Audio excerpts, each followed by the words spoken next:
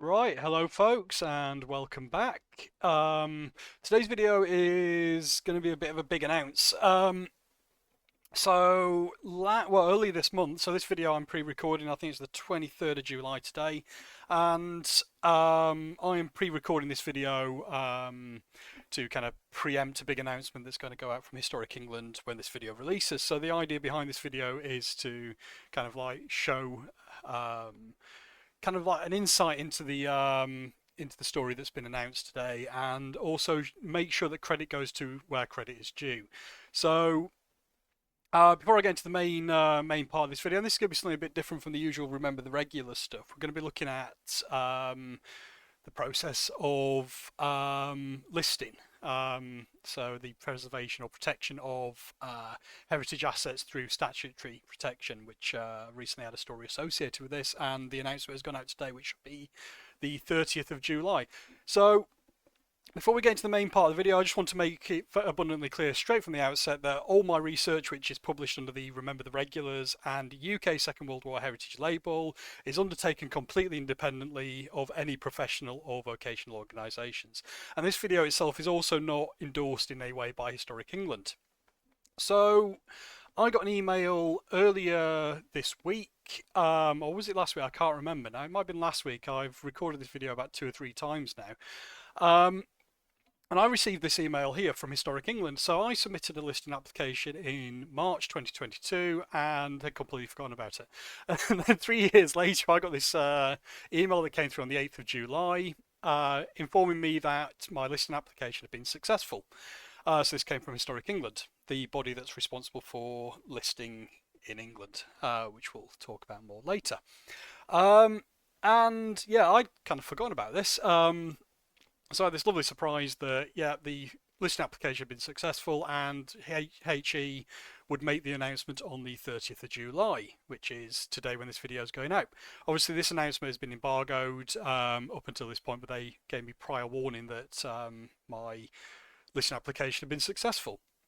And then within a couple of minutes, I received another email saying about 2 other pillboxes that had been listed in the same format as this. And then I got another 2 emails later on, and then another 2 or 3 emails the next day.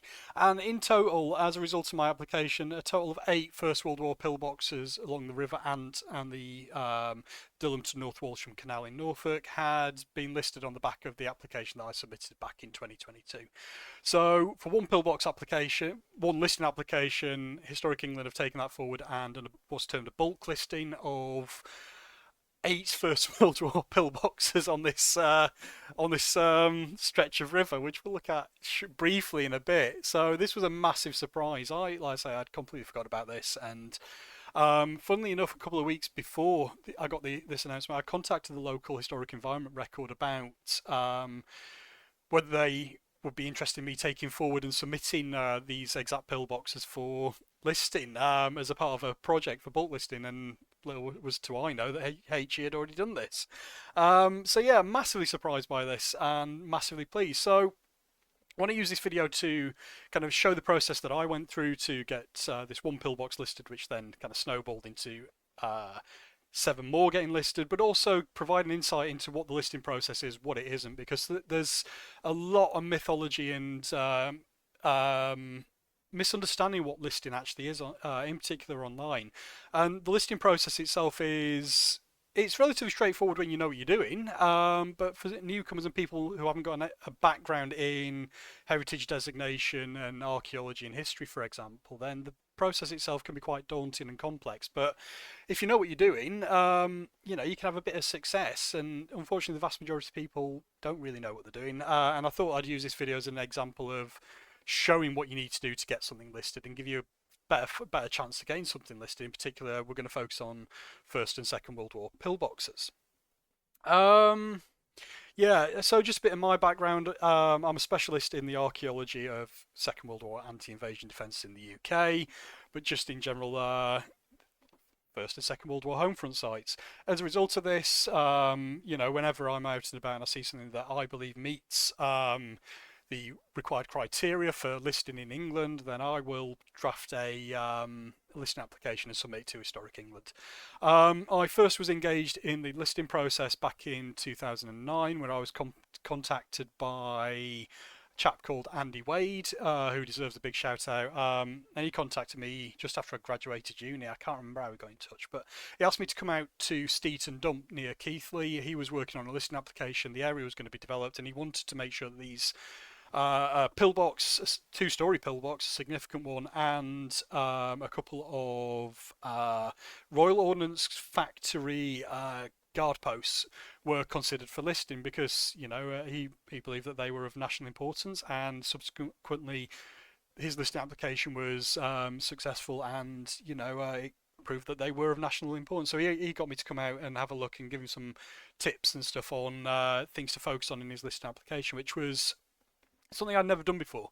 And also through that, I was also put into contact with Andy Brockman, who also provided guidance for the same listing application. And like I say, Andy Wade did all the work and had a successful application, absolutely fantastic. But that was my first kind of insight into the listing process. 2 or 3 years later, I was working for Norfolk Historic Environment Service. I was seconded to them by the Council for British Archaeology as part of a community archaeology training placement. While I was working on that, a special duty section sub-outstation appeared under a car park in Norwich, and we went out and had a look at it. And upon doing our assessment, we came to the conclusion that this thing was immaculately preserved and of national significance. So as a result of that, I put together a listing application, submitted it to Historic England, and again, a big surprise, 3 or 4 years later, the listing application was successful, and this sub-outstation was awarded, I think it was either scheduled status or listed status. I can't remember off the top of my head, it's an aside, but that was the first kind of like application that I'd submitted by myself, and it was successful. I've consulted on a couple of other listing applications. I provided advice, and the most recent one I think was the docking tech turrets. So while I was working in Norfolk, I worked with the docking history society or history group. I'm sorry, docking group. I can't remember what your title is, but the docking history society or history group, and they were working on this application to get these tech turrets that are in situ and have an amazing associated emplacement listed, and I gave them some advice on that. So over the course of my career, I have been involved in the listing process. I've got a really good idea of what needs to be done to get pillboxes listed, but also identify things that meet the required criteria that are required to ensure listed status, which we'll look at the process later. So listing isn't just a matter of just ticking a box on a bit of paper and going, this is listed. The whole process is a matter of someone submits an application which outlines why and how something meets the required criteria. Historic England then go out and do their own assessment to confirm or I'm going to say disconfirm, but that's not what I'm after. Prove or disprove whether something does meet these criteria, and then from there they will make the case to the Secretary of State for Culture and Media and Sports and present the case for the said structure or site to be added to the list of buildings of special architectural or historic interest. So then the application is then successful. So it's not just a matter of someone submitted something for listing, it's important, tick a box. There is a massive process of consultation, let's say, and assessment that goes into this. Right. With all that out of the way, the information I'm presenting here is also based on my own experiences, and like I say, I hope this video gives people an insight into the actual process of listing, but also shows what you need to do to get things listed, with the idea then if more people engage in the listing process, but most importantly know what they are doing, then we'll have more things listed as a result, in particular First and Second World War pillboxes. Right, so what we're going to look at next. Yeah, just as a bit of context, the River Ant, as well as the Dilham to North Walsham Canal, was a anti-invasion stop line during the First World War. So the First World War anti-invasion defences get massively overlooked. We know pretty much nothing about them. Very few people have done any research into them. But the First World War threat of invasion was very similar to that of the Second World War. In particular, this threat from ports in northern Germany, the occupied Netherlands, and Brussels, for example, which opened up this kind of like left flank. And as a result, the coast of Norfolk, pretty much the entirety of the coast, was fortified. And then you also get additional inland stop lines. So forming these inland stop lines were a series of pillboxes and other defended localities which focused around the main river crossing. So Wayford Bridge, I think there's a pillbox in the First World War pillbox in there. All these river crossings were essentially covered by infantry pillboxes.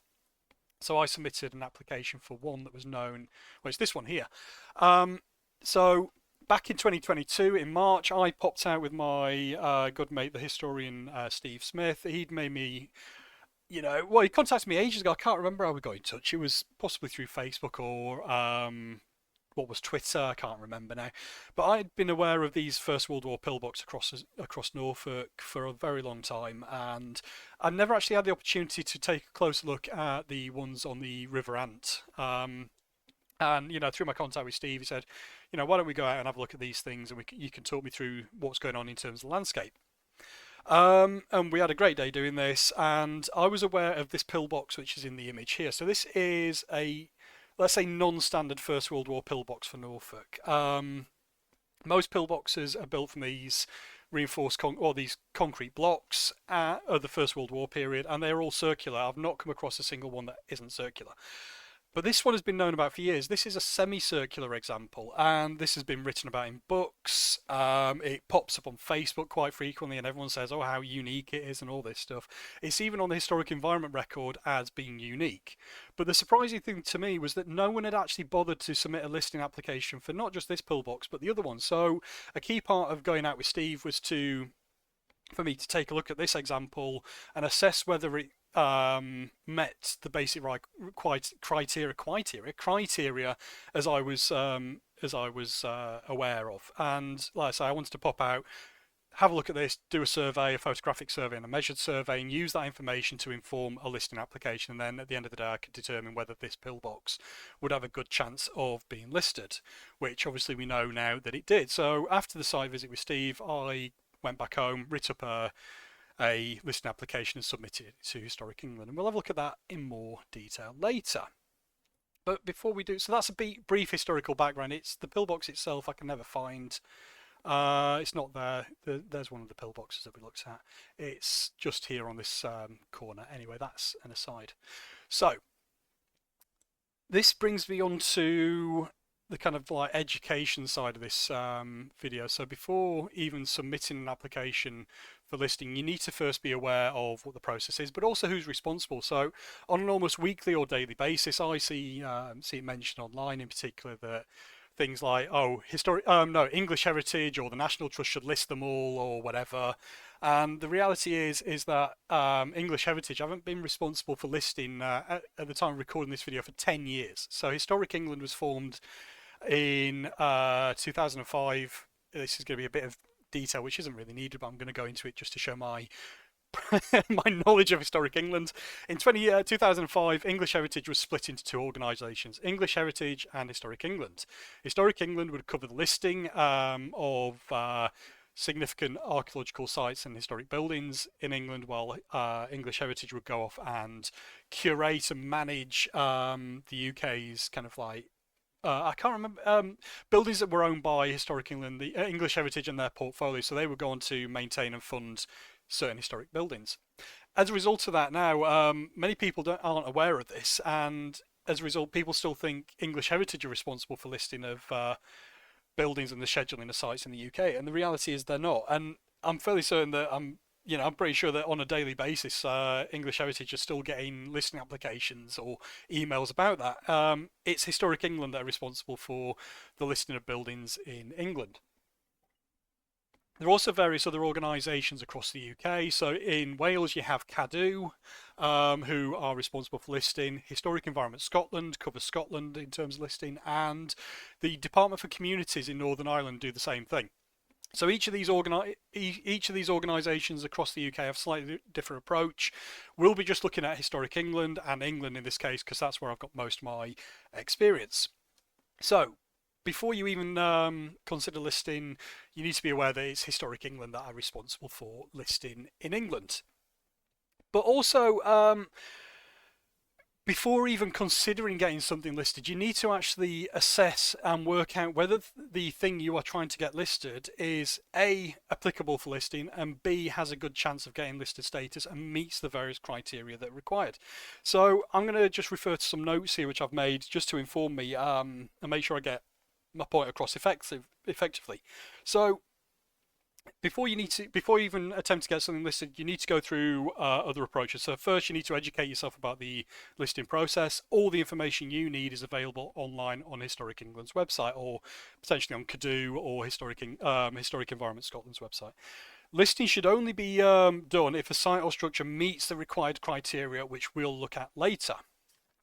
Okay, so another key thing as well is to be proactive, not reactive. So generally when from my experience, whenever a pillbox, using pillbox as the example, sit on a site that has been redeveloped, someone will pop up online saying that, what can I do to save this thing? At the point of development, there's nothing you can do. There's very little that you're going to be able to do to ensure that pillbox is protected in any way. All the planning application has been approved. There's little you can do to save it. It's too late. You need to be, instead of reacting to a situation, you need to make sure that you go out there and assess what's in your local area before anything comes at risk. So to do this quick and easy, a quick list of things that you can do are start by identifying and assessing what is in your local area. And make sure that is recorded with your local historic environment record. So your local historic environment record, or HER, is a curated database of information relating to historic buildings and archaeological sites at a county level. This is run generally by a council or sometimes an archaeological unit, but this is the definitive record of archaeological sites in your local area. The HER directly informs the planning process, and it fulfills the requirement of assessment for archaeological sites and historic buildings to ensure that they are not adversely affected by development.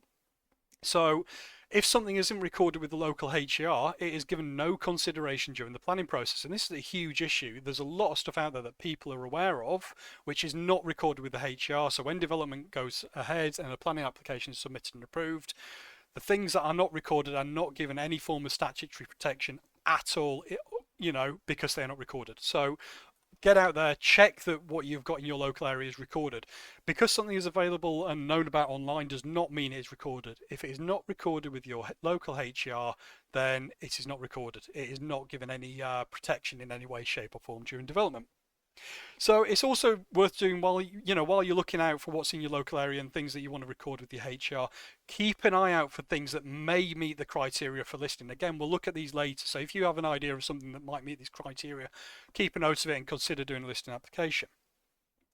Another key thing is to keep an eye out for planning applications either locally or through your local planning portal. So sometimes you'll see like a sheet of paper like sellotape to a lamppost or something like that.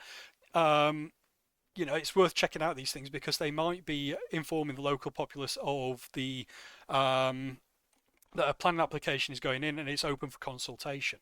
So there's a process with planning applications where members of the public are given the opportunity to comment and provide their feedback, whether in support or against planning applications. And a key part of this is to make sure that if you've got something on a site that's developed that you want to make sure is properly considered, then this is the point where you make your voice heard. If you sit on Facebook or elsewhere and do nothing, you're not getting your voice heard. Engage in the planning process, but to engage in the planning process, you also need to make sure that you are making it abundantly clear how and why something meets the relevant criteria for something to be protected. This is very similar to the listing process. You can't just go, it's from World War II and is important. You need to say, this is from the Second World War, it is important for these reasons, and demonstrate how and why something is important, why it should be protected. Right. And also along that, you also have issues where things kind of like crop up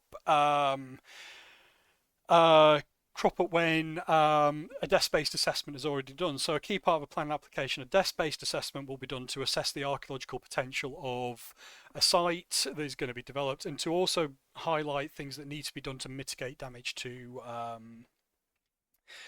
mitigate damage to historic buildings and archaeological sites and structures. So, desk-based assessments are influenced, like I've said, by the historic environment record. So if something is not recorded on the HER, the desk-based assessment can easily miss something. It's also at this point as well where before a desk-based assessment is even undertaken, you need to make sure that anything that meets the criteria for listing has had an application put in and has been listed. Obviously, I've mentioned already that this can take quite a bit of time. So this is why you have to be proactive. So if things are missed during the desk-based assessment phase, and then something pops up on site which is of national or potentially, local or national significance, then it is often pretty much too late to for anything to be done about it. Especially if development has already started. So if development is already underway and there is something on a site that does meet the criteria for listing, it is extremely difficult to get it listed before it is lost. This is why you need to be proactive. And at the end of the day, the whole message of this section is to make sure that you are liaising with your HER, your historic environment record, and making sure that things are recorded in your local area before anything becomes vulnerable to loss. And this is before you even get to the point of listing. So if you do your local checks and find something that meets the criteria for listing, then the next step is to ensure it is listed. So there is a lot out there which, is, to put this frankly, does not meet the criteria or hasn't got a chance in hell of ever being listed because it doesn't meet the requirements for listing. Put it brief, simply as that. Not everything will meet these criteria, and very few things will actually have a chance of being listed. So being aware off the bat that not everything can be listed, not everything meets the criteria, and you need to kind of choose your battles. You need to be able to identify things that meet the criteria or potentially meet the criteria for listing, and then you need to know how to submit a listing application. Right.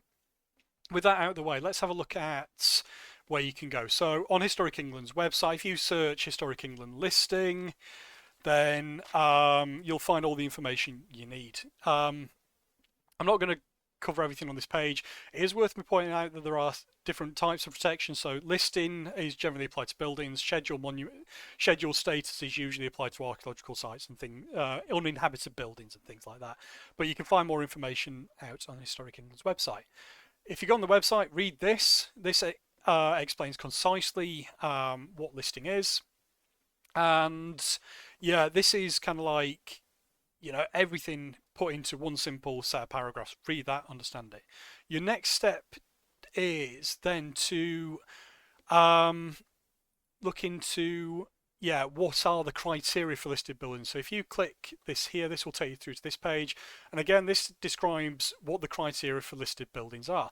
So there are a range of criteria which cover everything from, docks through to churches and cathedrals, all the way through to military structures. Obviously, in this case, we're going to be looking at military structures, but you need to find the site that you're interested in and read the required criteria for these. So this page here describes everything you need to know.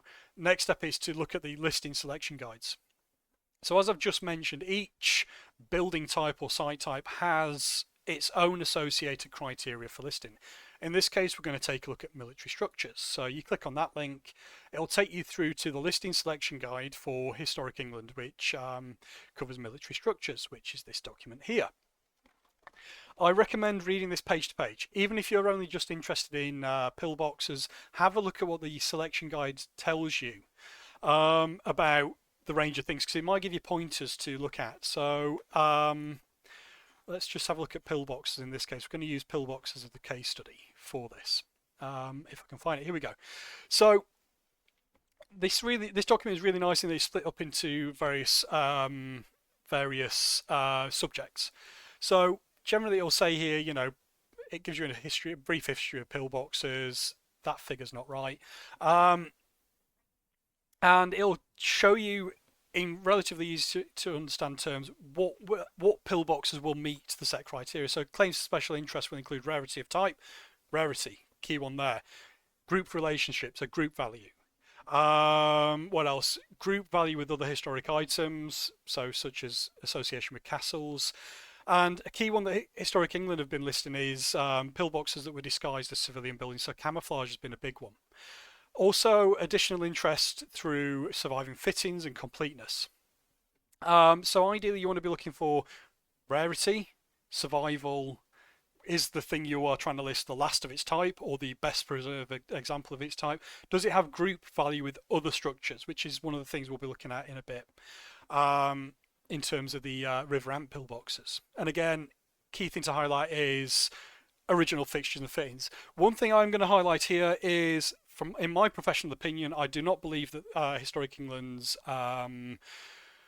listing guidelines for pillboxes is adequate. I do not believe that it takes into account adequately localized designs. So it's often believed that pillboxes were built to seven limited types, and every pillbox that is like hexagonal is a variation of a Type 22. That is not how pillboxes were designed. It's a big subject which I'm not going to go off on a tangent with, but I do not believe that the listing criteria covers that adequately enough. And I think there needs to be more effort going to identifying pillboxes of localized type and ensuring that they have some leeway in terms of receiving listed status. I also believe that context of pillboxes is almost as important as the structure itself. So the landscape within which a pillbox sits is almost as important as the structure itself. And ensuring that context is adequately recognised needs to be take more of a kind of primary role in the listing process. But that's just one little criticism of the listing process, and all been well in the future, that's something I'll be working on to get that addressed. But the listing application I've submitted is hopefully like kind of like a foot in the door in terms of making sure that is recognised. Right, as I've already mentioned, and I'm going to come back to this again, listing isn't a matter of just ticking a box, ticking a box on a sheet of paper or ticking a box in a database. Things that are submitted have to meet the criteria. And again, like I say, Historic England then go out and assess whether the things that have been submitted meet the criteria, and will then use that to inform their recommendation to the Secretary of State for Secretary of Culture and Media, or whatever it's called. So I often see mentioned online that people that say that they should all be listed, but the thing is, you can't just list every pillbox because that's not how the system works. You can do bulk listing, as has been the case here, but that still means that every pillbox, let's say on the River Ant, has had to have been assessed against the criteria that Historic England use. So not every single First World War pillbox on that line will have been listed because not everyone meets the specific criteria. I have had some kind of tentative experience of bulk listing. So some of my former colleagues were involved in the bulk listing project for war memorials that took place just after the centenary of the First World War. And a key part of what they were doing was going out, they were given a big list of I think war memorials, and they had to assess which ones met the criteria, which ones didn't. And those that met the criteria were put forward for listed status. So not every single war memorial in the country is listed because not everyone meets the criteria. And if you can get your head around this idea of things have to meet the criteria, then you're getting yourself a good basis there for being able to identify what can be listed. Another key section in this to look out for is the specific considerations section. So with listing, generally what you'll find is that you can split. You want to make sure that your application meets one of three criteria. This is historical interest or historical importance, archaeological interest, and architectural interest. Making sure that your application meets at least one of these criteria, ideally all of them or more than one, is vitally important. If you can get this information across and demonstrate this, then you're on a good track. But have a read of this section. So you've got things like local and national significance, rarity, selectivity, sustainability. Read this section, understand it, because this will tie in directly to your listing application. Once you've done that, then once you've read through all this, once you've got an idea of something that meets the criteria, then you can start to think about or start to look at the listing application. Worth me pointing out here as well, contact Historic England if you aren't sure. contact your local historic environment record for guidance if you're not sure. Don't. There's no point going on online to seek advice. Go straight to Historic England or the Historic Environment Record, because they will give you the advice you need. If you're not too sure. Right. I'm not going to cover the actual application process itself, but what you have to do is create an account on Historic England's website, and you can submit an application online. There are a couple of, it's quite a straightforward process once you know what you're doing. Right, so all the information you need is in this document, is online. Let's have a look at what I did. So, after doing this walkover survey, a key thing that I want to just cover is how long it actually took me to do this application, because it was, when you know what you do, you can bash these applications out relatively quickly. So I spent a total of 9 hours and 5 minutes on this application. So we did a walkover survey on 12th of March 2022, me and Steve. Spent 30 minutes on site. I spent then 20 minutes making a bullet point plan. After that, for some reason, I don't know why I was working really late at night. I can only assume that on the 17th of March 2022, I wasn't sleeping and I needed to do something to put me to sleep. So I spent a couple of minutes putting together a photographic record, which we'll look at in a bit, and then started writing the application. A bit later the next day, I spent a couple of hours writing the application itself, uploading it to Historic England's website, and that took me a total of 9 hours and 5 minutes, which isn't too bad, I don't think, for a successful listing application, which led to the listing of 8 pillboxes.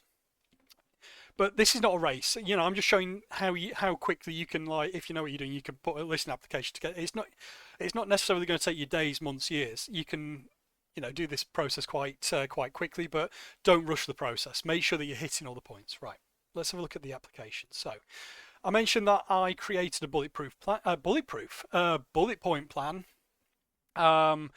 To kind of make sure I had a list of the key features that I wanted to tick off. This is my raw document that I uploaded to. Well, it's the information I submitted to Historic England is based on this. I might publish this online for reference, but there's a lot of information here which is based on my observations, and these are observations that no one else has made, and I don't want people nicking my work. If I put this online, I just know people are going to read it and go, oh, well, this, and repeat what I've said, but try to pass it off as their own work. So, I absolutely abhor, I hate plagiarism. Always give credit to where you've got your information from. And unfortunately, if I publish this online, I know for certain that people are going to repeat what my observations as their own and try to get credit for that. But that's an aside. So I might publish this online. I think the benefits outweigh the negatives, because this information is quite useful for people that want to get involved in the listing process. Anyway, I've gone off on a tangent. So I made a bullet point, not bulletproof list of the points I wanted to make, and then tick them off as I go along. First things first, I had a grid reference. So this is a British National Grid reference, so that the location can be put into the application online. I then split my application into the various key criteria. So historic interest, archaeological interest, architectural interest. And you'll see that this application is 13 pages, and it's not just something like it's from World War II and is important, or World War One, the First World War in this case. I have picked my arguments, and I've made sure that they are fully illustrated. I've also referred back to these points in the specific considerations to make sure that I'm ticking off as many of those as possible. So period, local and national significance. Start off with a brief summary, and off the bat I've mentioned straight away that although this application is for one pillbox, this pillbox sits within a grouping of other pillboxes of national importance in their own right. And this is what Historic England have then used to give them justification to assess the other pillboxes in this area. So straight off the bat, bang, hitting the nail on the head here that this is one of a group of pillboxes that meet the required criteria. So although this pillbox itself is unique and meets the criteria, it is one of many in this area that are of potential national significance. This has given Historic England then the kind of allow them to hit the ground running and allow them to make the argument for assessing these pillboxes to see whether this is in fact true. As I go through, I've made my cases. I've also referenced fully published sources, so books. I've also used some documents which I was given the permission of the owner to use as part of another project, and as a result I've not included those in this document because I don't have the copyright permission to reproduce these, but I've got access to a First World War defence map, which again added additional context. So as I go through, I've also made sure that I reference the listing selection criteria, providing full references for that to back up and show and demonstrate that what I'm saying is backed up by a piece of evidence or a corroborating source. So instead of just saying something like, I think this pillbox is important, and that's it, I've said this pillbox is important for these reasons, this is backed up by this source, this is backed up by Historic England's own guidance, etc., etc. Back up what you are saying where you can with a source of information. I then go on to the archaeological interest. So this is quite a detailed section. This is the bit I'm worried about, where people are just going to nip my interpretation. But I clearly outline how the pillbox meets the archaeological interest, and then architectural interest. So split this up into construction / technology. 2.5, rarity. Coming back to this point here, that this example that I've submitted is a rare pillbox. It is one of a kind. And again, quite why no one else has submitted an application for this in the past, God knows how many years, 20, 30 years is beyond me, but I took it upon myself to do it and get it listed. Again, making it very clear that various people have said that this pillbox is of a unique shape. Again, referring back to the guidance, referring to the HER record as well to show that this pillbox has been assessed as being unique, etc., etc. Next, proving that this pillbox is part of a wider group and it has group significance. So key points I've made here, as I mentioned in that snappy thing at the beginning. So this pillbox sits within a documented First World War defensive network. If you want to pause this, pause and read. And I make it very clear that this pillbox is one part of a group, and therefore has this group significance based on this context of these defences focusing around the river crossings. This pillbox is paired with the second First World War example. Yeah, exactly. So I'm making sure that this group significance relates not just to the fact that there's a group of these, but also in terms of arcs of fire, connecting fire, and all this type of stuff. I've also mentioned here as well the significance of the Second World War pillboxes, because at the minute I believe as well the Second World War pillboxes are just as important to the First World War pillboxes, because they show a different use of landscape, and this is what I've outlined here. So your First World War pillboxes are deployed in the landscape in a different way to the Second World War pillboxes. Again, highlighting that, and then using the source, the Jack Hall map, which shows that this pillbox was referenced NOR 7RB, so it had a had this what was it, serial number during the First World War. And then selectivity, survival, I've bashed that out in one thing, so making sure that I've put in here that this pillbox retains many of its original fittings. Later on I've provided my sources, so I've made a list of the sources, so I made sure that I referred to other listed examples, so examples in East Yorkshire and Lincolnshire which are listed for similar reasons, and said, right, these ones have been listed for this reason, this pillbox is very similar to that. I've also provided full references for the HER, Homefront Legacy Database, which this chap was involved with. Again, providing full references for books I've consulted, and then Historic England's own military structures listing and selection guide. So providing these sources, which will be a key part of your application when you submit it online. Also, when I was on site, I took measurements which allow me to make this very simple and not to scale plan. But again, this helps to show the form of this pillbox, to show that it is this unique shape. So when you take photographs of a pillbox, it's not necessarily easy to show the shape in plan. So I created this little sketch plan, little plan based on a sketch plan that I made on site. Next, documents. I've not included the images I used. Right, key point here is if you are taking images of a pillbox, you need to fully annotate what your images show. So there is a very big difference between taking a photograph of a pillbox and taking an archaeological photograph of a pillbox. So in archaeology, we take a photograph and then we create what is called a photographic record or a photographic archive. This is a brief description which describes what your photograph shows. So if you've taken a photograph of someone, it's just a photograph. If you show that to someone else who doesn't necessarily have experience or has not visited the site, then they're not going to have an idea of what this image shows. So you need to describe what your images show, and this is something that goes massively overlooked. You can go out and take hundreds of photos of a pillbox. Those images from an archaeological perspective are pretty much useless unless you've captioned every single one of them to show what the image shows. So in this case, I took my images because I know what I'm doing. I've made sure to describe what the image shows. Caption here shows details of the embrasure, made that clear. I've also mentioned the size of the scale, detail of, as I've gone through, I've made sure that every image has a caption to show what the image shows. And this photographic survey as well was quite concise, but it does show, it gives a good overall view of the pillbox. It shows the key features such as the original door, the fact that one of the doors has fallen off, the original whitewashing to the interior, the shutters for the embrasures, and all this stuff, and generally the condition as well. So you can see that this edge of this curbing has been lost. I've made sure to show that the pillbox is, show the condition of the pillbox. So it is in very good condition, but it has had some minor decay, but that does not detract from the overall condition of the pillbox. And then I've shown, the original doorway, brief view of the one of the metal embrasures with the metal shutters, and those are the images that I submitted along with these descriptions to back up this listing application. So providing good images and professional quality images is also important as well, because you want to demonstrate what you're trying to show as well.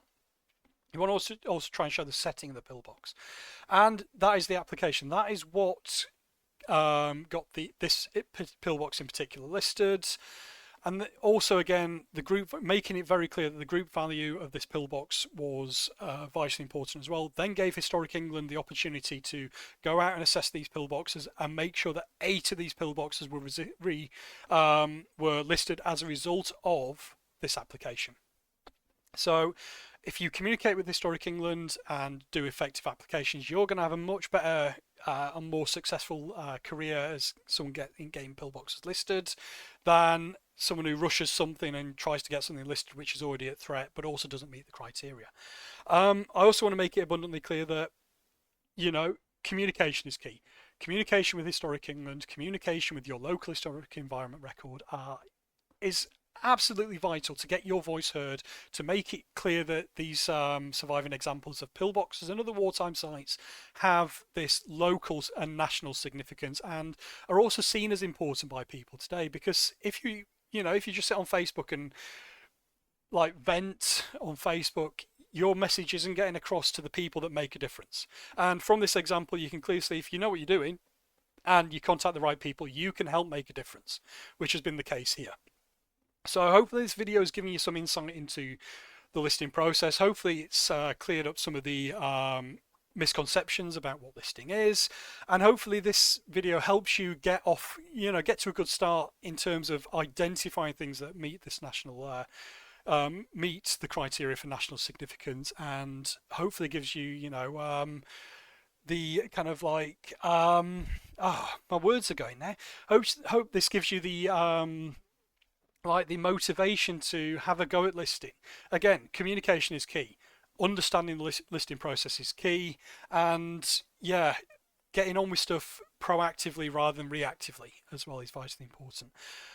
I'll put this little document on the UK Second World War Heritage website for reference.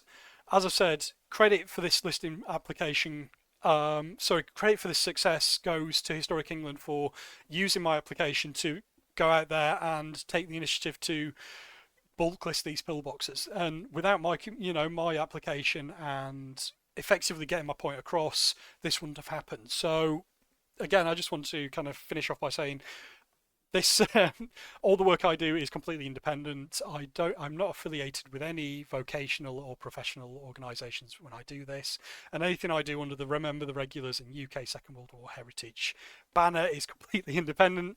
Again, hope this clears some things up, and I hope this has been useful. I'll catch you later, but I'm absolutely well chuffed with this. Cracking job, Historic England. Keep up the good work.